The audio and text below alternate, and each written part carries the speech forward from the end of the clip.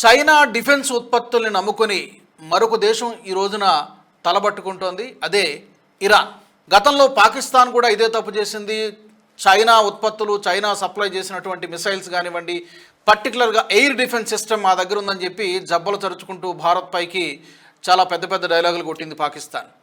కానీ ఆపరేషన్ సింధూర్లో మనం చూసాం, బొక్కబోర్లా పడింది పాకిస్తాన్. కారణం ఏంటంటే పాకిస్తాన్ సొంతంగా తయారు చేసుకున్నటువంటి ఆయుధాలు కానీ పెద్దగా ఏం లేవు. అన్నీ కూడా అటు టర్కీ నుంచి అప్పు తెచ్చుకున్నవే, లేకపోతే ఇటు చైనా నుంచో లేకపోతే అమెరికా నుంచి దిగుమతి చేసుకున్నవే, అప్పు తెచ్చుకున్నవే. పర్టికులర్గా చైనా నుంచి తీసుకొచ్చినటువంటి ఒక air defence system China's HQ-9B అంటారు. ఇది ఎయిర్ డిఫెన్స్ సిస్టమ్. ఇది అస్సలు పనిచేయలేదు. దీంతో ఏమైందంటే భారత్ ప్రయోగించినటువంటి మిసైల్స్ ఇవన్నీ కూడా వైమానిక దాడులు చేసింది.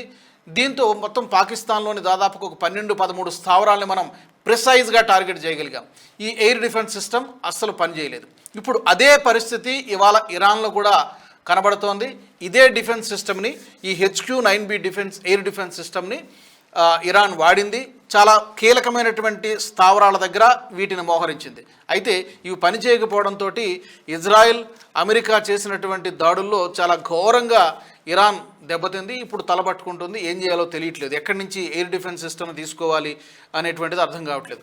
బట్ ఇజ్రాయెల్ దగ్గర ఐరన్ డోమ్ లాంటి ఒక పటిష్టమైనటువంటి రక్షణ వ్యవస్థ ఉంది. బట్ ఇరాన్ దగ్గర అలాంటి పటిష్టమైనటువంటి వ్యవస్థ ఏమీ లేదు. చైనాను నమ్ముకుంది. బట్ చైనా ఇచ్చినటువంటి ఈ ఎయిర్ డిఫెన్స్ సిస్టమ్ మరొకసారి ఫెయిల్ అయిందనేది అర్థమైపోయింది. దీంతో ఏమైందంటే ప్రపంచం ముందు ఇరాన్కు ఎలాగో దెబ్బలు తగిలాయి. చైనా ఉత్పత్తులు ఇలాగే ఉంటాయా, పర్టికులర్గా డిఫెన్స్ ప్రోడక్ట్లన్నీ కూడా ఏవి పనిచేయవు అనేటువంటి ఒక ముద్ర గతంలో ఉంది. ఈ రెండు ఉదంతాలతో, ఈ రెండు ఉదాహరణలతో ప్రపంచం ముందు చైనా ఎక్స్పోజ్ అయినట్టుగా అయిపోయింది. తద్వారా ఏమవుతుందంటే చైనా డిఫెన్స్ మార్కెట్ మరొకసారి ఘోరంగా దెబ్బతినేటువంటి అవకాశం ఉంది. ఆపరేషన్ సింధూర్ తర్వాత కూడా అదే జరిగింది.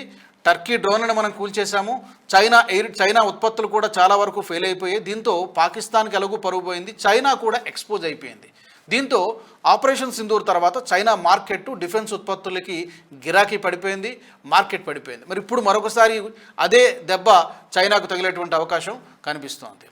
చైనాను నమ్ముకుంటే, చైనా ఉత్పత్తులు నమ్ముకుంటే చివరికి మిగిలేది బూడిదనే విషయం ప్రపంచానికి అర్థమవుతుంది. మరొక వైపు సైమిల్టేనియస్గా భారత్ వైపు చూస్తే మనం తయారు చేసినటువంటి ఉత్పత్తులకి, ఆకాష్ కానీ, చాలా బ్రహ్మోస్ కానీ ఇలాంటి ఉత్పత్తులకి ప్రపంచవ్యాప్తంగా డిమాండ్ రోజు రోజుకి పెరుగుతోంది. అది డిఫరెన్స్ భారత్కి, చైనాకి.